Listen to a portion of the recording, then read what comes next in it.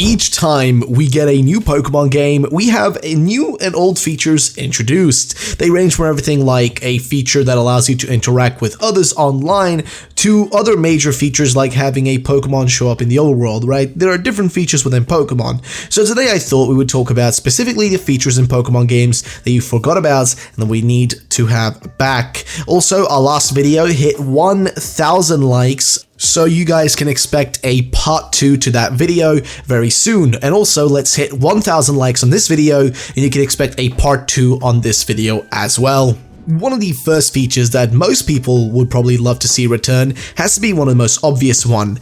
Rideable Pokemon from Let's Go Pikachu and Let's Go Eevee. This was one of the highlights from Let's Go Pikachu and Let's Go Eevee, right? As those games had a lot of issues, this definitely was one of the best parts. Being able to ride along on your favorite Pokemon and essentially mount those Pokemon makes it feel like such an epic part of journeying through the Kanto region in Let's Go Pikachu and Let's Go Eevee. And the best part about this is that you can make your own journey slightly more unique than other people's experience, because if your favorite Pokemon is, let's say, Arcanine, you can then have that as your riding Pokemon, whereas someone else might have a Gengar as their rideable Pokemon. Overall, this is a feature that I was very fond of and I think most people enjoyed, but were really disappointed not seeing it return in Pokemon Sword and Pokemon Shield. So let's hope that Game Freak brings this back in the future, as this is a feature that I think most people want and enjoy using.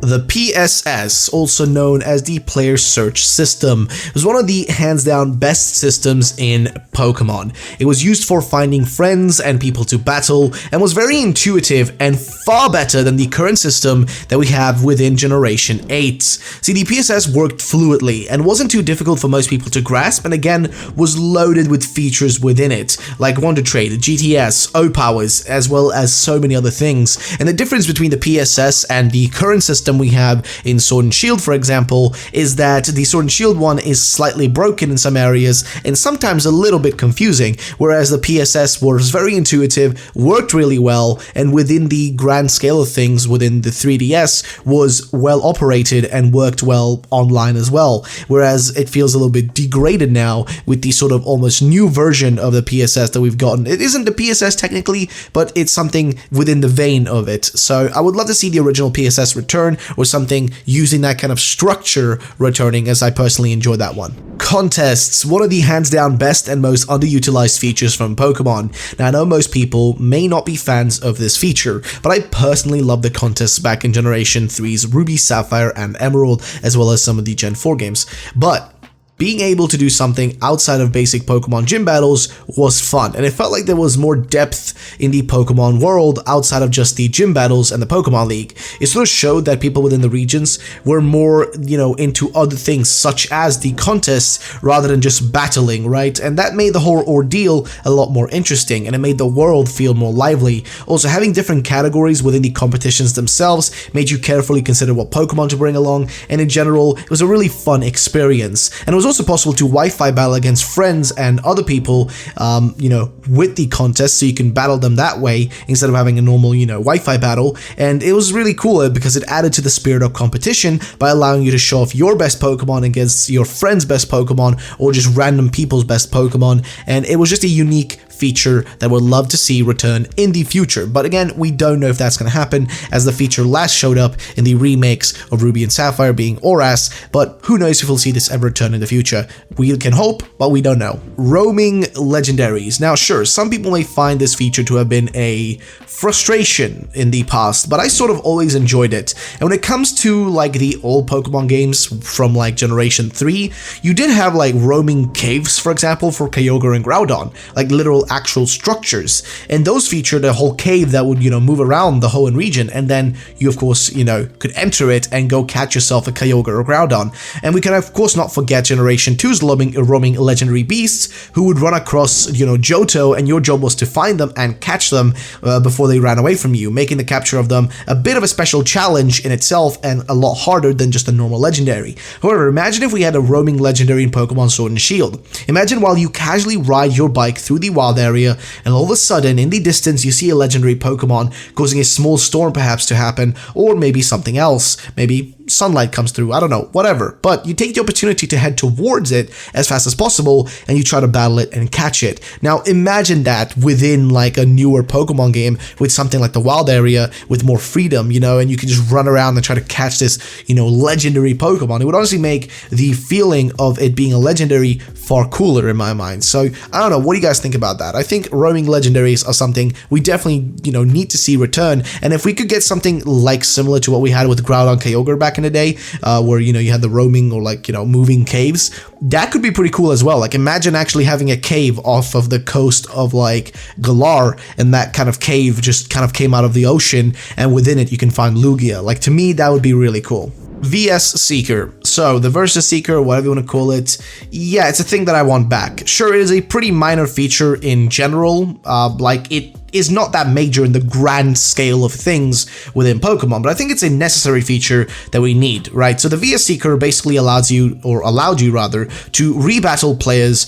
or characters rather, that you've already battled before. And I think this is a needed like thing you would want to have in cases of like, you know, wanting to grind up and level up certain Pokemon. I mean, sure, we do have in Sword and Shield rare candies and EXP candies that do the job for you, but in some cases I would want to rebattle some trainers just for fun, and I don't see why they couldn't reintroduce this feature again, because, well, it is a pretty simple and easy feature to really implement, right? I don't think it should be that hard for them to return this feature back into the games, because it isn't that major, right? So personally, I would love to see the VS Seeker return, as it's a very simple feature to implement, and it's not that major, so they should be able to do it without any major issues. But what do you guys think? Would you want to see the VS Seeker back? Because personally, I think it needs to return. A second region. Okay, so this is the most wishful thinking like option here I could put on this video and list, but honestly, the one generation that featured 2 regions was Johto, right? The one region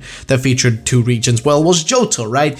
All the Johto games, so Generation 2 and even Generation 4 with Heart Gold and Soul Silver. And I really don't see why they couldn't implement old regions into newer games. And it doesn't even need to be like a full-on region, but just like small areas from those old regions. You know, it doesn't need to be full-on like, hey, we're making Generation 9 and we're going to include all of like Kalos in it. No, what I'm saying is, why not do smaller things, like include smaller areas from older regions, similar to how you have like the Sinjo ruins that are in Heart Gold and Soul Silver, or like introducing to us some new places to explore from older regions. That would also be really cool. Like imagine getting a boat ticket to visit a certain part within like Unova, or maybe you get a ticket to visit the Indigo League from Kanto or Johto, or maybe Mount Silver, right? Imagine if you just did something like that, if you had some of those things to explore and like check out. Like again, it doesn't even need to be full on like a big region, but just like a nice small area that's sort of a callback, and for like a fun way for us to experience like the older games within the newer games, or just like extra things to do. In all honesty, what I would want to see is to see another new Pokemon game with an extra region in it for me to explore and have fun within after finishing the main region within the game I'm playing. So that's what I would want, but what are your guys' thoughts on that? And the final one on this list is a bit of a personal one for me, and it is the Safari Zone. So in reality, the Safari Zone doesn't really serve a purpose anymore, at least, and that's really got to do with Sword and Shield, due to those games specifically having access to the wild area, allowing that to be the place where you can catch unique and specific Pokemon, so that's where you can find those, right? But when you look back at like Let's Go Pikachu, Let's Go Eevee, those games removed the Safari Zone in exchange for a pretty mediocre Pokemon Go minigame feature that I got bored of after like 2 to 3 runs. So I would love personally to see the return of a Pokemon Safari Zone with unique Pokemon that can only be caught within that Safari Zone, and that's why I would want it to return. Sure, we technically already have access to a bunch of Pokemon within the wild area, but I would want to have a Safari Zone to just go and catch those very specific Pokemon within a time limit. Sure, time limits can be a bit annoying to some people, but I think the Safari Zone has that purpose for a reason, and I think it would be pretty cool to go into a very unique area with different biomes, that being a Safari Zone, with like many interesting and like cool different biomes, and then you go in there and explore around and eventually maybe find a really cool Pokemon you wanted that you could not find in the wild area. That's sort of what I would want from the Safari Zone. But what are you guys' thoughts on that? Let me know in the comment section down below. And so that is the end of the video. If you did enjoy, drop a like down below. Make sure to subscribe to the channel and hit that notification bell for future uploads. Also, if this video does hit 1,000 likes, you can expect a part 2 to this video. You're going to do a part 2, we can do that. There's definitely far more features that we could see and want to see return. So what are you guys' thoughts? Let me know in the comment section down below. Thank you so much for watching. That has been Ruffle Reality. Have yourselves a great day, and bye bye, ladies and gentlemen.